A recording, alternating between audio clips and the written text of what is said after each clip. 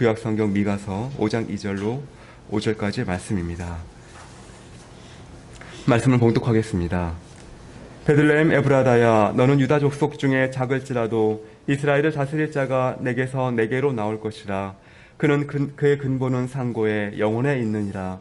그러므로 여인이 해산하기까지 그들을 붙여 두시겠고 그 후에는 그의 형제 가운데에 남은 자가 이스라엘 자손에게로 돌아오리니 그가 여호와의 능력과 그의 하나님 여호와의 이름의 위엄을 의지하고 서서 목축하니 그들이 거주할 것이라.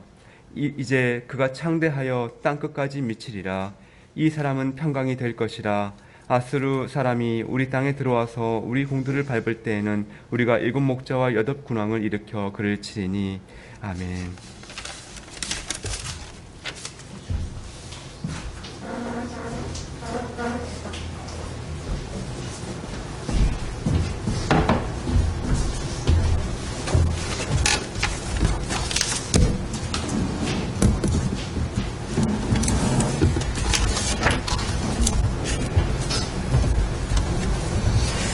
네, 벌써 12월 첫 주고요. 이제 대림절로 두 번째 주일입니다. 저번 주의 첫 번째 주, 우리 예수님이 태어나시기 전 사주를 우리가 대망하면서 보내는 이 절기인데요. 특별히 올 한 해도 다사다난한 한 해가 지나가고 있는데 참 어려운 시기였던 것 같아요. 각자 그러는 가운데 예수님이 이 땅에 오시는 지금 이 시기에, 이 시대에 오시는 목적이 무엇인지를 우리 신앙인으로서 좀 깊이 생각해 볼 필요가 있다고 생각을 합니다. 그렇게 깊이 묵상하고 말씀을 통해서 이 신앙의 우리의 의미, 정체성을 좀 잘 찾아가는 그런 유익한 시간으로 보내셨으면 좋겠습니다. 여러분, 오늘 읽은 말씀은요, 이 미가서 말씀입니다. 예언서 말씀인데 오늘 말씀이 정말 중요합니다. 예.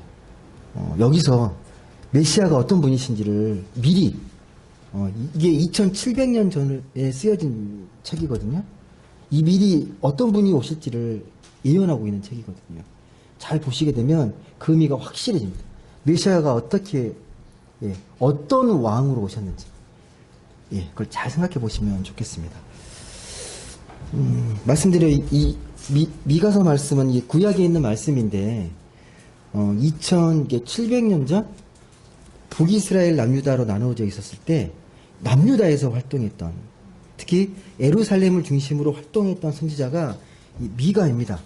근데 오늘 이 미가서 말씀을 보게 되면 한 마을 이름이 언급이 돼요. 이게 중요해요. 미가서가 다른 예언서와 달리 특별한 지명을 언급합니다. 우리가 잘 알고 있는 베들레헴. 근데 베들레헴 에브라다라고 붙어 있거든요. 베들레헴 에브라다. 5장 2절 보시면 이렇게 부르잖아요. 베들레헴 에브라다야. 근데 여기서 우리는 베들레헴을 아는데 에브라다는 잘 모르시죠? 에브라다가 뭔지 아십니까?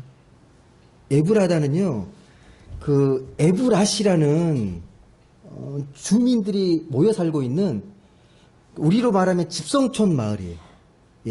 에브라다. 에브라실이 그 마을 이름이에요. 집성촌 마을 이름. 근데 어느 정도 살고 있었냐? 1000명 정도. 이게 매우 작은 고을과 같은 작은 마을입니다.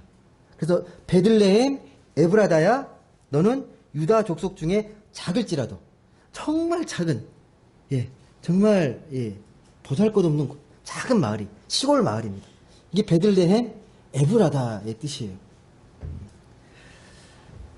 근데 미가가 왜 베들레헴 에브라다를 언급할까요? 이게 왜 중요하죠? 이 베들레헴이 왜 중요해요? 5장 2절 말씀 보시게 되면 왜 중요합니까? 여기에서 구세주가 태어날 거라고 예언하잖아요. 베들레헴 에브라다야, 너는 유다 족속 중에 작을지라도 이스라엘을 다스릴 자가 내게서 내게로 나오리라. 그의 근본은 상고의 영혼에 있느니라. 그러니까 이곳이 뭐냐면 다윗 왕의 출생지거든요. 베들레헴이. 근데 유대인들은 어떻게 믿었냐? 이 다윗 왕의 후손에서 메시아가 온다, 구세주가 온다고 믿었거든요. 근데 그 베들레헴에서도 에브라다예요. 매우 작은 마을입니다. 여기에서 다윗의 후손 메시아 구세주가 태어난다고 예언하고 있습니다. 근데 여러분 잘 보시면요, 이 미가가 단지 이 베들레헴 에브라다라는 지명을 언급하는 것으로 만족하는 게 아니라 더 깊은 의미를 언급합니다. 잘 보십시오. 베들레헴 에브라다야, 너는 유다 족속 중에 작을지라도 이스라엘을 다스릴 자가 내게로 나올 것이라. 그의 근본은 상고의 영원에 있느니라. 무슨 말이죠? 그러니까 베들레헴 에브라다에서 작은 이 골 마을에서 다윗의 후손에서 메시아가 태어나는데 어떻다는 거예요? 여기서 누가 나온다는 거죠? 이스라엘을 다스릴 자. 이게 메시아를 말하는 거거든요. 거기서 나오게 되는데 그 마지막 구절이 정말 중요한 말입니다. 그의 근본이 뭐라고 되어 있습니다. 그의 근본은 상고에 영원에 있느니라. 이게 무슨 말이에요, 여러분?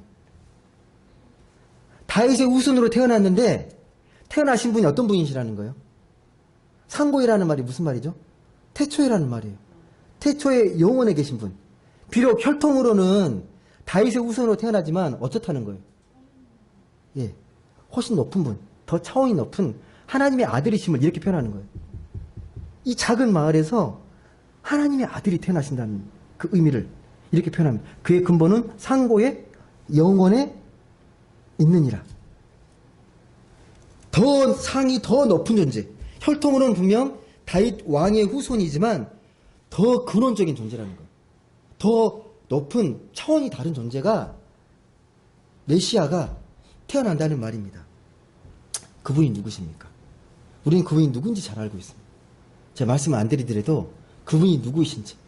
예. 마태복음은 이 사실을 메시아가 태어난다는 그 예언의 말씀을요, 이 미가서 말씀을 인용을 해요. 한번 보시겠습니까? 마태복음 2장 6절 말씀 보겠습니다. 마태복음 2장 6절 말씀. 메시아가 태어나는 걸 예언하는데 어떤 말씀을 인용하냐? 어떤 말씀을 근거로 메시아를 인용하냐? 아까 미가서 5장 2절 말씀을 마태복음 2장 6절에서 인용하고 있습니다. 한번 읽어보실래요? 같이 읽어보겠습니다. 시작. 또 유대 땅 베들레헴아, 너는 유대 고을 중에서 가장 작지 아니하도다. 내게서 한 다스리는 자가 나와서 내 백성 이스라엘의 목자가 되리라.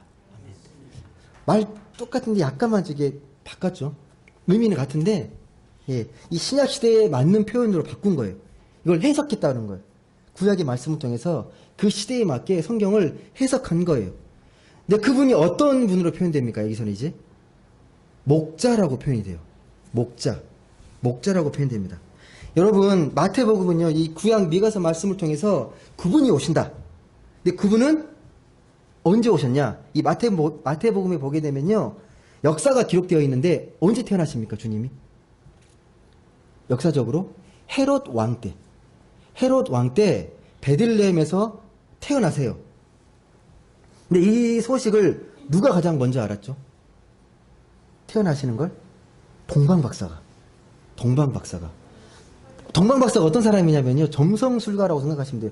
별을 통해서 미래를 예측하고 나라에 뭐 기름을 쳤던 사람이 점성술사들인데, 그 사람들을 동방박사라고 칭해요. 그 사람들이 별을 보고 예루살렘에 찾아옵니다. 찾아와가지고 유대 백성들에게 물어봐요. 유대인의 왕으로 나신 이가 어디 계시냐? 우리가 동방에서 별을 보고 그에게 경배하러 왔다라고 이야기합니다. 놀라운 이야기 아닙니까? 별을 보고 예루살렘까지 찾아와서, 예, 그분을 찾는 거예요. 근데 이게 이 유대를 다스리던 당시 헤롯 왕 입장에서는 어떻겠습니까? 왕이 태어난다고 동방에서 박사가 와서 막 수소문하는, 여론이 막 소동하는 거죠. 왕이 난다고?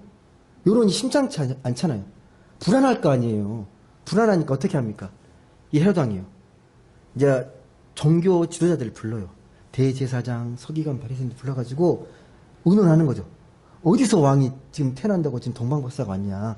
좀 찾아봐라. 그때도 말씀을 어디 찾냐? 이 미가서 말씀을 찾아요. 성경 전문가들이잖아요. 5장 2절에 베들레헴 에브라다에서 난다고 되어 있습니다라고 분명히 이야기합니다. 근데 어떻게 합니까? 그 뒤로. 그래서 베들레헴에 태어난 아이 다 죽이라고 하잖아요. 그 말을 듣고 나서. 누가복음 2장을 보시게 되면요, 그분의 탄생을 축하하는 이야기가 나옵니다.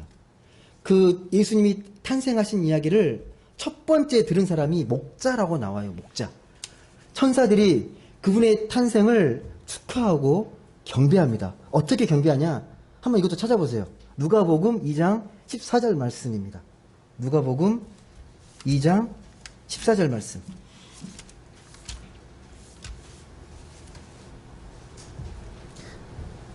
처음으로 이 목자들이 듣는데, 천사들이 그분이 태어나신 걸 찬양하고 경배하는 걸 목자들이 듣습니다.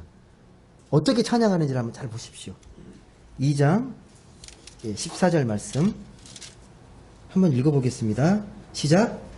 지극히 높은 곳에서는 하나님께 영광이요, 땅에서는 하나님이 기뻐하시는 사람들 중에 평화로다. 잘 하시는 말씀이죠. 지극히 높으신 곳에서는 하늘께는 영광이고, 땅에서는 하나님이 기뻐하시는 사람들 중에 평화다. 그러니까 하나님께는 영광이 되고 주님이 오시는 일이 우리에게는 어떤 일이라는 거예요? 이 땅에 있는 사람 평화로 오셨다는 거예요. 평화로.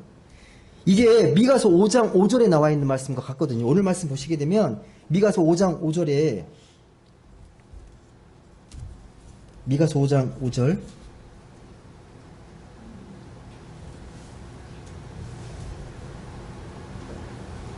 한번 보시겠습니까? 미가서 5장 5절.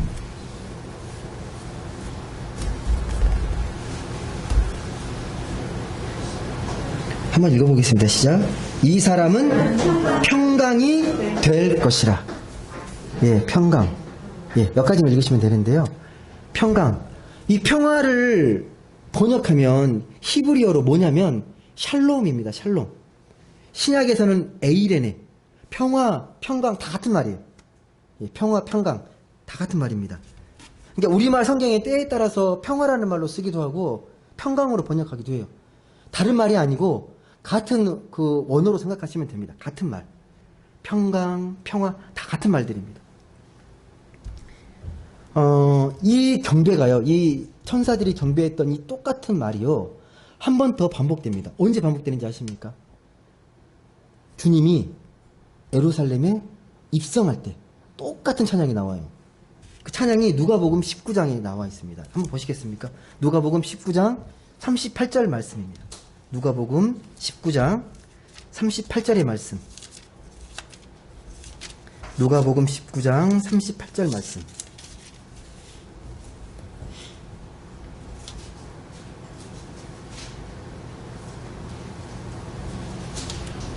같이 읽어보겠습니다. 시작. 평화이로다. 주의 이름으로 오시는 왕이요, 하늘에는 평화여, 가장 높은 곳에서는 영광이로다 하니. 같은 말입니다. 하늘에는 영광이고 땅에는 평화라는 말을 약간 또 이렇게 번역한 말인데 같은 말이에요. 두 번 썼어요. 주님에 대한 찬양과 경배가요, 이게 주님이 오셨을 때 한 번, 그리고 예루살렘에 입성할 때 한 번. 이게 찬양이 그냥 찬양이 아니고요, 되게 중요한 의미가 담겨 있습니다. 예수님이 하늘 보좌를 버리시고 이 땅에 오신, 우리 인간의 몸을 입고 성육신하는 사건을 어떻게 이야기했냐? 하늘에는 영광이고 우리에게는 평화다. 그리고 그분이 예루살렘에 입성한 이유는 뭡니까? 왜 예루살렘에 들어가시는 거예요, 이제? 장차 뭘 하기 위해서? 십자가를 지시고 하늘로 부활하시기 위해서 예루살렘에 들어오시는 거거든요. 그러니까 두 번째 찬양은 어떤 의미냐면, 그분이 십자가를 지시고 부활하시는 그 주님을 찬송하는, 경배하는 의미가 담겨 있습니다. 두 번 찬송하는 거예요. 두 번 다 하늘께는 영광이고 땅에는 평화예요. 하나님께는 영광, 땅에는 평화. 자꾸 제가 말씀하는 이유가 있어요. 되게 중요한 의미라서 그렇습니다. 주님이 이 땅에 어떻게 오셨는지, 왜 오셨는지를 잘 생각해 보셔야 돼요. 찬양 속에 담겨 있어요. 주님이 이 땅에 어떻게 오신 거예요, 지금? 하늘에는 영광이 되는데 우리 인간의 몸을 입기까지 왜 이 땅에 오신 거예요? 그냥 오신 게 아니에요. 하늘에서 지시하시고 전능하신 능력을 행사한 게 아니라 똑같이 인간의 몸을 입고 이 땅에 오셨는데 오신 목적이 분명히 있다는 거예요. 기록이 두 번이나 연속해서 강조하고 있어요. 기록하고 있습니다. 하늘에는 영광이고 땅에는 뭐라고요? 평화. 평화. 평화의 왕으로 오셨다는 거죠. 근데 그 평화의 왕이 오늘 말씀 보시게 되면요. 5장 4절에 이렇게 기록됩니다. 그분이 어떤 분이신지 5장 4절에 그분이 어떤 분이신지가 이렇게 기록이 되어 있거든요. 한번 같이 읽어보겠습니다. 미가서 5장 4절 시작. 그가 여호와의 능력과 그의 하나님 여호와의 이름의 위엄을 의지하고 서서 목축하니 그들이 거주할 것이라. 이제 그가 창대하여 땅끝까지 미치리라. 지금 여기서는 어떻게 표현되어 있습니까? 그러니까 하나님의 아들이 하늘의 그 보좌를 버리시고 우리 인간의 몸을 입고 오셨는데 어떻게 오셨다는 거예요? 뭘로 묘사되어 있습니까? 어떤 분으로? 이 목축하는 목자로 묘사되어 있습니다. 여호와의 이름의 위엄을 의지하고 여호와의 능력을 지닌 자. 하나님의 아들이신 거죠. 여호와의 능력과 여호와의 위엄을 의지하고 목축하니 그들이 거주할 것이라. 그가 창대하여 땅끝까지 미치리라. 한마디로 이 목자는요, 양을 안전하게 보호하고 보장하는 사람입니다. 여러분, 이 목자로 비유하는 이유가 있어요. 고대 이 유대 땅에서는요, 이 목자로 사는 사람은 지혜롭고 용감해야 됩니다. 단순한 목자가 아니에요. 그 양을 잘 보호하고 잘 이렇게 돌보려면요, 잘 가르칠 만한 이 식견이 있어야 돼. 풀이 어디에 있고 물이 어디에 있는지, 또 맹수가 쫓아오면 용감하게 맞서 싸울 수 있는 힘과 용기가 필요합니다. 그걸 믿고 양이 편안하게 꼴도 먹고 물도 마시고 안전하게 고주하는 거예요. 그러는 가운데 창대하고 본성에 나가는 거죠. 그게 목자라는 거예요. 그래서 주는 목자라는 표현을 우리가 많이 쓰잖아요. 성경에 보시게 되면. 주님은 목자라. 그는 기르시는 양이요. 그는 목자시다. 라고 표현을 합니다. 여러분, 그러면서 5장 5절 보시게 되면 한마디로 그분은 평강이 될 것, 평강 자체가 될 것이라고 말씀합니다. 평화를 강조해요. 평화. 자, 계속 말씀하죠. 그분은 왜 오셨다? 평화를 이루기 위해서. 이 땅에 평화를 이루기 위해서. 평화를 이루기 위해서. 미가서만 그러냐? 아니에요. 모든 예언서에서. 예수님의 탄생을 예언한 말씀에도 대표적인 말씀이 이사야 말씀이거든요. 이사야 말씀 한번 보세요. 이사야 9장 6절 말씀 한번 보겠습니다. 이사야 9장 6절 말씀. 거기에도 주님이 어떤 모습으로 오시는지가 잘 기록되어 있습니다. 이사야 9장 6절. 이사야 9장 6절. 이사야 9장 6절.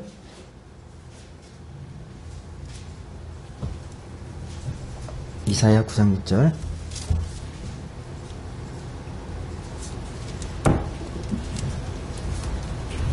한번 같이 읽어보겠습니다. 시작. 이는 한 아기가 우리에게 낳고 한 아들을 우리에게 주신 바 되었는데 그의 어깨는 정사를 메었고 그의 이름은 기묘자라 모사라 전능하신 하나님이라 용존하신 아버지라 평강의 왕이라 할 것임이라. 결론이 뭡니까? 주님 어떻게 오십니까? 평화의 왕으로, 평강의 왕으로 오시는 분이 우리의 구주, 우리의 메시아라는 말씀입니다. 이 평강의 왕에서 이 평화는 제가 히브리어로 말씀드렸지만 샬롬이거든요. 샬롬. 이게 무슨 말이냐? 미가서에서도 그랬고 이사야에서도 이 땅에 메시아가 오시면, 구세주가 오시면 이 땅에 평화가 온다는 거예요. 평화가 온다는 거예요. 여러분, 선지자들이 평화의 메시아를 자꾸만 외쳤던 이유가 있습니다. 여러분, 하나는 평화야말로 진짜 우리가 살 수 있는 가장 기본적인 전제 조건이에요. 우리가 사람이 사람답게 살 수 있는 가장 근본적인 바탕이 뭐냐? 평화예요. 평화가 깨지면 아무것도 되지 않습니다. 여러분, 오죽하면 고대 유대인들이 만나면, 우리 아침에 일어나면 우리는 어떻게 인사해요? 어떻게 인사하십니까? 안녕하세요. 예전에는 그렇게 인사했다고 하더라고요. 예. 식사하셨습니까?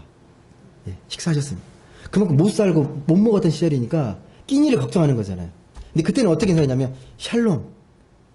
샬롬. 이게 무슨 의미냐면요. 평화가 이루어져서가 아니라 오늘 많은 평화롭기를. 워낙 전쟁에 시달려가지고 아침에 눈 뜨면요. 샬롬이 인사해요. 평화를 구하는 인사예요. 오늘은 평화롭기를. 당신의 삶에 평화가 임하길 원합니다. 이게 인사였어요. 고대 유대인들의 인사였어요. 여러분, 내가 아무리 부자여도 평화롭지 않으면 삶이 다 망가지잖아요. 나는 정말 잘 사는데 밖에 나가면 살인, 도적, 강도, 전쟁이 끊이지 않는 그런 땅에서 부가 무슨 의미가 있겠습니까? 우리가 인간다운 삶을 꾸려가려면 최소한의 평화가, 내 주변에 평화가 이루어져야 그 삶을 온전하게 살아갈 수가 있습니다.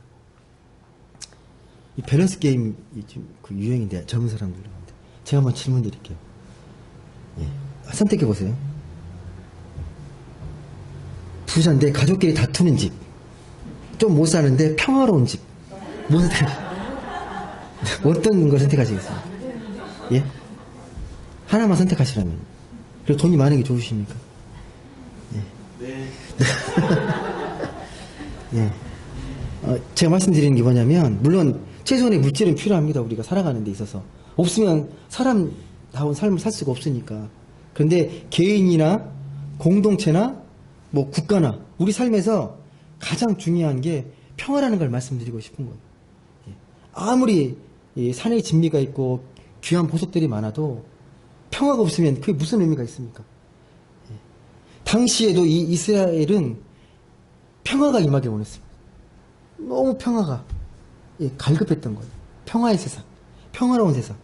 그래서 구약에서는요, 메시아가 정말 강력한 카리스마를 가지고 정치적으로 평화의 나라를, 평화의 왕국을 건설할 그 메시아를 간절히 원했던 거예요. 이 땅 가운데 평화를 이룩한. 또 한 가지 이유가 있습니다. 평화를 구했던 이유. 이 평화가 사람의 힘으로 이룰 수 있지 않다는 걸 알게 된 거예요. 인간의 힘으로 평화를 이룰 수 없다라는 걸 깨닫게 된 거예요. 아무리 노력해도 우리 힘만으로는 이 평화의 세상을 만들어갈 수 없다라는 겁니다. 여러분, 지금은 어떻습니까? 지금 우리가 살아가는 세상. 옛날에 비해서 분명히 더 잘 살게 됐고 지적인 수준도 더 높아졌어요. 인간들이요. 그리고 나름 평화로운 세상을 만들기 위해서 노력합니다. 평화 외교도 맺고 또 유엔도 만들고 평화기구도 만들고 막 하는데 한 번도 이 땅에서는요, 전쟁이 그치지 않아요. 계속되는 이 전쟁이 있습니다. 미국이 뭐 세계 평화를 지켜줄까요? 중국이 강성해진 중국이? 지변국가의 일본? 뭐 북한이 평화를 이룰 수 있을까요? 우리나라는 어떻습니까? 우리나라는 평화를 이룰 수 있을까요? 여러분, 국가도 그렇지만 개인도 그래요. 개인도 의외로 단 하루도 진정한 평화를 누리지 못하는 사람이 정말 많습니다. 매 순간 뭔가에 쫓기고 불안하고 뭔가 압박감 속에서 스트레스 받는 사람들이 정말 많습니다. 하루를 온전히 잘 지내지 못해요. 늘 근심, 걱정, 염려, 두려움, 불안 속에서 평화롭게 지내질 못해요. 많은 분들이 그렇습니다. 이게 뭐 물질이 많아지고 내가 좀 건강하고 뭐 지위 높다고 해서 그게 오지는 않습니다. 참 평화가 이루어지지 않습니다. 오늘 말씀처럼 미가의 선지자 또 이사야 선지자가 말했던 것처럼 평강의 왕이 오실 때에만 가능한 일이, 평화의 왕이 우리에게 임했을 때 그때만이 진정으로 가능합니다. 이 평화가 실제로 얼마나 어려운지는 여러분 잘 아실 거예요. 우리가 그렇게 평화를 간다고 하는데 내 개인적인 삶에서도 그렇고 국가적으로도 그렇고 이 평화를 이룬다는 게 말처럼 쉽지가 않습니다. 그래서 사장에서 이렇게 고백하는 거예요. 사장에서 보시게 되면요, 많은 민족들을 이제 미가사 사이에 일을 심판하시면서 앞으로 어떤 세상이 되냐, 이 땅에 주님이 오시게 되면 먼 곳 강한 이방 사람들을 판결하시리니 무리가 그 칼을 쳐서 보습을 만들고 창을 쳐서 낯을 만들 것이며 이 나라와 저 나라가 다시는 칼을 들고 서로 치지 아니하며 다시는 전쟁을 연습하지 아니한다고 이렇게 합니다. 그 말씀이 미가서 4장 3절에 나와요.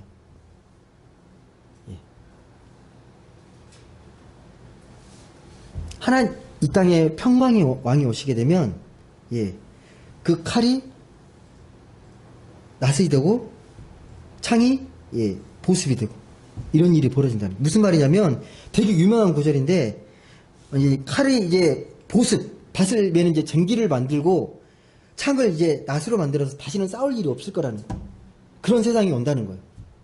되게 놀라운 세상 아닙니까? 근데 꿈 같은 이야기죠. 꿈 같은 이야기입니다. 정말 이런 세상이 우리가 살아있을 때 올까요? 모든 무기가 사라지고, 예, 그 모든 쇠들이 다 농기구가 되고, 예, 그래 바뀌는 세상이 올까요? 우리는 이런 세상을 한 번도 경험해 보지 않았어요. 나라가 발달하고 할수록 더 날카로운 창을 만들고 군사력을 증강시키고 매일 군사 연습하고 더 강력한 자주국방을 외치면서, 예, 군비를 이렇게 더, 예, 경쟁을 합니다. 그래야 자기 나라를 지킬 수 있다 생각하니까 무기를 포기하지 않습니다. 이런 세상을 우리가 살아가고 있습니다. 여러분, 평화를 지키려면 힘이 있어야 된다는 말이 어느 정도 일리가 있어요. 그러잖아요. 근데 여러분, 과연 힘만 키우면 평화를 지킬 수 있습니까? 힘만 키우면? 군대와 경찰이 많아지면 평화로운 세상이 될까요? 군대가 더 많아지고 경찰이 많아지면? 법을 잘 만들면 평화로운 세상 됩니까, 여러분? 어떤 것 같아요, 여러분? 정말 어려운 문제입니다. 말처럼 쉽지 않습니다. 미가가 선포한 이 하나님 나라의 평화의 비전, 되게 비현실적으로 들려요. 그건 뜻은 알겠는데 이 땅 가운데 현실처럼 이루어지기는 참 어렵겠다. 꿈꾸지만 꿈 같은 이야기다. 어떻게 그런 세상이, 예, 모든 나라가 이제 전쟁하지 않고, 예, 평화롭게 지내고, 그게 정말 가능할까? 근데 그럴수록 오늘 미가서 말씀을 잘 보시게 되면요, 거기에 우리 희망의 메시지가 발견됩니다. 만약 여러분 이런 말씀을 우리가 외면하고 이런 노력마저 없게 되면요, 이 세상은 더 전쟁터 될 거예요. 여러분, 그래도 이 땅에 끊임없이 전쟁의 소식이 들리고 평화의 땅이 영원한 것 같지만 이나마 평화를 유지하는 것도요, 우리가 보이지 않는 곳에서 이 평화를 위해서 외치고 행동하는 사람들이 있기 때문에 가능한 일이에요. 어쩌면 우리가 그런 숨어있는 평화의 메신저가 되어야 합니다. 하나님은 그렇게 우리를 부르셨습니다. 주님이 오셨잖아요, 그렇게. 평화에 오셨는데, 그럼 우리의 소명은 뭐겠습니까? 이 땅에 평화의 메신저로서 살아가는 거잖아요. 우리가 있는 곳에 평화가 임하고, 화평이 이루어지고, 화목해지고, 그게 우리의 사명일 수 있잖아요. 여러분, 이 미가가 선포했던 그 평화의 왕, 그분이 오셨다라는 것을요, 우리 기독교인들은 믿지만 믿지 않은 사람들은 여전히 그걸 인정하지 않습니다. 인정하지 않은 가장 근본적인 이유가 뭔지 아십니까? 그래, 왔는데 왜 아직도 평화가 없어? 말이 안 맞잖아 라고 얘기하는 거죠. 평화의 왕으로 오셨다며 평화가 실현될 거라며 왜 하나도 실현 안 됐어? 실제 여러분, 유럽 역사를 보시게 되면요, 기독교 국가가 싸움을 엄청나게 합니다. 십자군 전쟁이요, 몇백 년 동안 전쟁을 해요, 이슬람과. 예. 하나님의 그 명령이라는 이유로 중동에 있는 많은 사람들을 죽이게 되고 약탈하고 몇백 년 동안 진행됐던, 예, 기독교라는 이름을 걸었던 전쟁입니다. 그리고 카톨릭에서 이제 개신교가 나와서 또 치열하게 싸우잖아요. 카톨릭 용주랑 개신교 용주랑 30년 전쟁을 벌입니다. 유럽에서요. 예, 엄청난 사람들이 죽고 피를 흘립니다. 여러분, 예, 근대에 들어와서도 그랬죠. 신대륙 발견이라는 미명하에 원래 원주민이 살고 있는데 그곳에 기독교가 막 들어갑니다. 스페인, 포르투갈, 영국, 그곳에 식민지에다 기독교 국가를 세운다고, 예, 기독교를 강요하고 원주민들 쫓아냅니다. 이걸 제국주의적 선교라고 말을 해요. 예. 이게 평화입니까? 평화가 아니잖아요. 평화의 왕으로 오셨는데 전쟁이 나고 사람을 죽이고 쫓아내고 아니잖아요. 여러분, 이건 기독교가 폭력적이라는 게 아니라 그동안 기독교 정신을 왜곡하고 기독교를 도구화한 결과예요. 예. 그래서 그런 의미에서 기독교는요, 원래 정신인 이 평화의 정신, 이걸 회복해야 돼요. 기독교가 들어가면 평화가 이루어져야 돼요. 분열과 갈등이 아니라 이 기독교가 들어가면 평화가 이루어져야 합니다. 예수님께서 평화의 왕으로 오셨다? 이거 좀 깊이 성찰해 보셔야 합니다. 이게 말로 되는 게 아니라 먼저 우리가 그 평화의 왕으로 오신 주님을 깊이 묵상하면서 내가 평화의 존재로 변화되어야 합니다. 내가 먼저. 우리가 믿는 주님이 내 인생에 평화의 왕으로 오셨다는 것, 함께 하신다는 것을 절실하게 느끼셔야 돼요. 절감하셔야 합니다. 그냥 단지 필요할 때만 불러내는 주님이 아니라 늘 주님은 나와 평화의 왕으로, 평강의 왕으로 함께 하신다. 이걸 우리는 깊이 깨닫고 믿어야 합니다. 여러분, 이게 회심이에요. 이걸 믿으셔야 돼요. 그런 우리를 통해서 세상이 조금씩 평화가 이루어져요. 그런 우리를 통해서. 하나님은 사람을 통해서 일하시기 때문에요. 여러분이 평화의 메신저가 되셔야 이 땅 가운데 평화가 이루어집니다. 우리는 그 순간이 오기까지를 치열하게, 주님이 다시 오실 때까지 치열하게 평화의 삶을 살아내야 합니다. 그 표현이 어떻게 되어 있냐면 5장 3절에 이렇게 표현합니다. 미가서 5장 3절 말씀인데요. 이렇게 표현합니다. 한번 같이 읽어보겠습니다. 5장 3절 말씀 같이 읽겠습니다. 시작.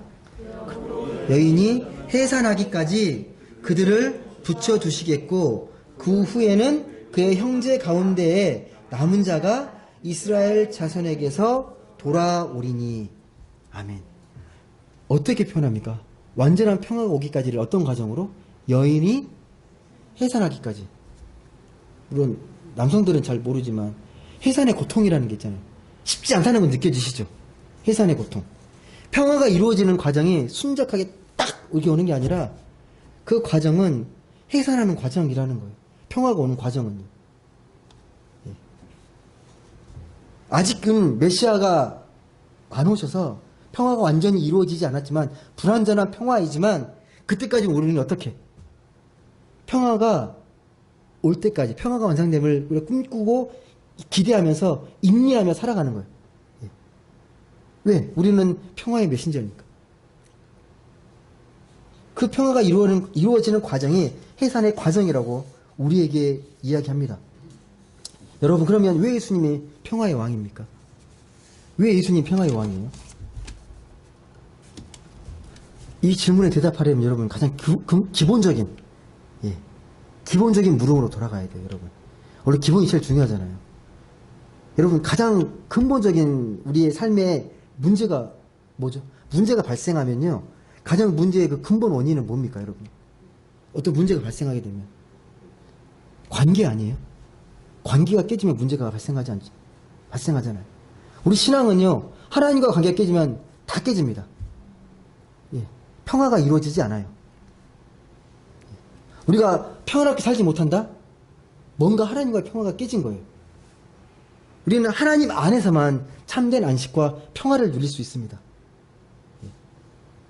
하나님 밖으로 벗어나면, 하나님과 관계가 깨지면 당연히 평화도 깨질 수밖에 없는 거예요. 여러분, 이걸 하나님 안에서의 평화, 하나님에서 벗어나게 되면 생명의 결핍이 이루어지는 거예요. 하나님 안에서는 생명의 충만함을 느끼는데 하나님과의 관계가 깨지면요, 점점 생명이 결핍되고 갈급함을 느끼게 돼요. 여러분, 어떤 사람이 길을 걷고 있습니다. 길을 걷는데 눈에 들어오는 게 모두 정겹고 너무 좋아 보여요. 하나님 안에 계신 거예요.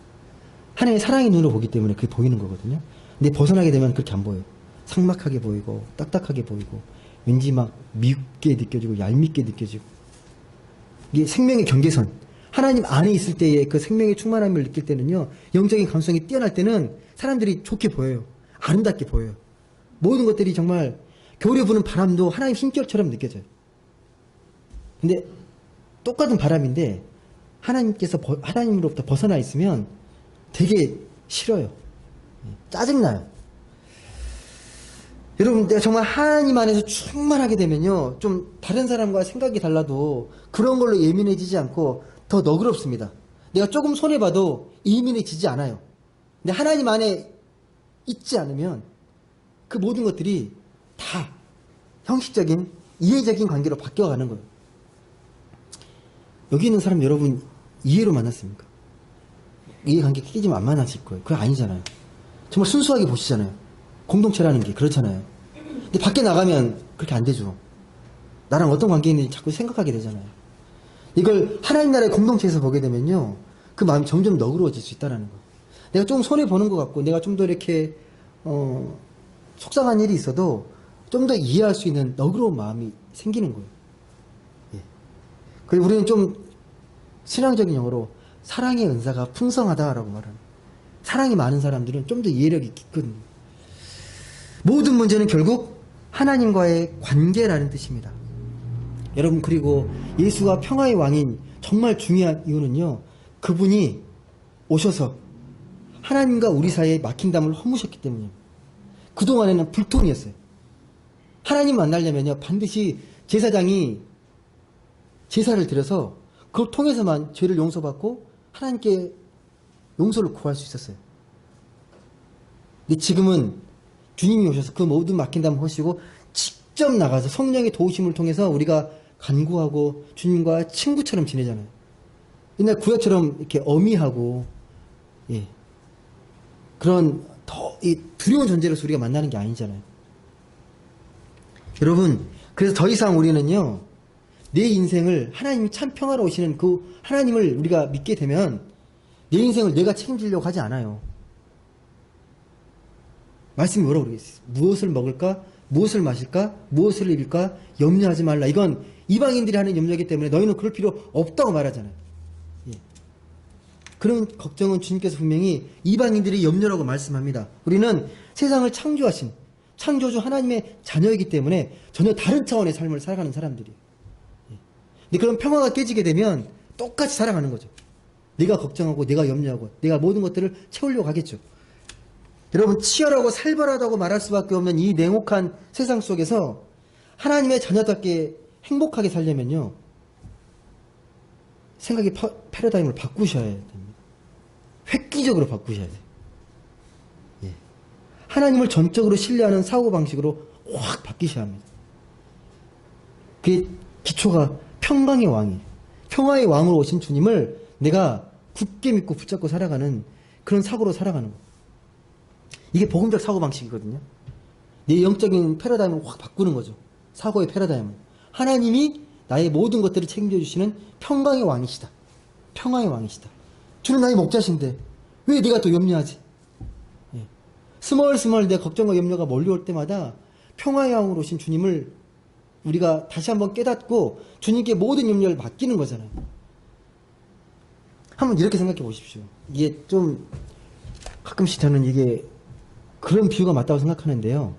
저는 저희가 어렸을 때 그 따지치기나 구슬놀이 이런 거 많이 했거든요. 요즘 아이들은 그렇게 안 놀지만 컴퓨터 게임하고 막 휴대폰 갖고 놀지만 저희는 어렸을 때 나가서 그냥 친구들이랑 따지치기하고 구슬놀이 하는데 그 놀이 자체에 푹 빠지잖아요. 놀이 자체. 따지 많다고 행복하고 적다고 불행하고 그래 안 그러거든요. 그 놀이 자체를 막 즐겨요. 그 놀이 자체가 행복한 거예요. 그 놀이에 충만하게 빠져 있거든요. 예. 예. 놀이 자체가 정말 행복합니다. 근데 우리도 마찬가지예요. 하나님의 자녀라는 게 무엇이냐? 하나님 만들어준 놀이터가 있어요. 이 세상이라는 놀이터에서 우리는 어린아이처럼 마음껏 즐기면서 축제처럼 즐기며 사는 거예요. 하나님은 그러려고 이 세상을 만드시고 창조하셨거든요. 근데 우리는 너무 이걸 잊어버려요. 예. 하나님이 어떤 분이신지, 하나님이 우리를 어떻게 이 땅에 살기 원하시는지를 자꾸 까먹어요. 예.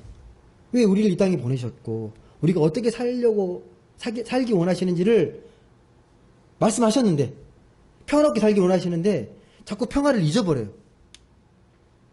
여러분, 이 하나님의 그 놀이터에서, 하나님의 이 세상에서 우리가 어린아이처럼, 예, 순수하게 하나님만 믿고 그 안전한 놀이터에서 우리가 재밌고 즐겁게 살아가게 되면요, 하나님이 걱정 없이 살 수 있도록 지켜줍니다. 열심히 놀고 있다고 막 갑자기 3시니까 돈 벌러 가야 되는데 밥 먹으러 내가 이런 걱정 안 하잖아요. 때 되면 알아서 그냥 들어가서 밥 먹으면 되잖아요. 엄마가 부르면. 하나님 그렇게 만드셨거든요. 근데 우리는 그걸 너무 잊어버려요. 눈에 보이지 않는다고. 지금 여러분의 일상이 평화롭지 않다면요, 다시 한번 내가 하나님과 평화가 깨진 건 아닐까. 예. 그 평화가 평화의 왕이신 예수님을 통해서 오는 건데 내가 그 평화의 왕이신 주님을 내가 너무 신뢰하지 않는 건가? 고민하셔야 합니다. 내가 그 평화의 왕을 깊이 묵상하면 묵상할수록 평화의 깊이는 달라집니다. 그 평화의 왕을 여러분은 회복하셔야 합니다. 말씀을 맺습니다. 사랑하는 성도 여러분, 오늘이 대림절 두 번째 주일이거든요. 대림절을 맞는 우리가 꼭 한 가지는 기억하십시오. 주님이 어떻게 오셨습니까? 평화의 왕으로 오셨습니다. 그 평화의 왕으로 오신 주님은요, 이미 오셨고요. 앞으로 다시 오실 것이고, 지금 이미 여러분 옆에 계시고 동행하십니다. 인자한 미소로 따스한 사랑의 손길로 여러분을 지키시고 보호하십니다. 그 깊이를 느끼는 건 여러분의 선택이에요. 여러분이 그 사랑의 눈으로 바라보는 그 깊이로, 그 마음의 시선으로 보시게 되면요, 주님이 나를 얼마나 사랑하시고 내 평화를 지키기 위해서 얼마나 주님이 함께 하시는지를 깨닫게 됩니다. 그 사실을 굳게 믿고 이 평화의 왕으로 오신 주님을 통해 참 평화를 얻고 인생의 생명 충만함을 느끼고, 이 충만한 생명과 평화를요, 나만 누리는 게 아니라 우리 이웃들에게 또 잘 나누어주고 함께 할 수 있는 그런 복된 성도님들 다 되시길 주님의 이름으로 간절히 소망합니다. 기도하겠습니다.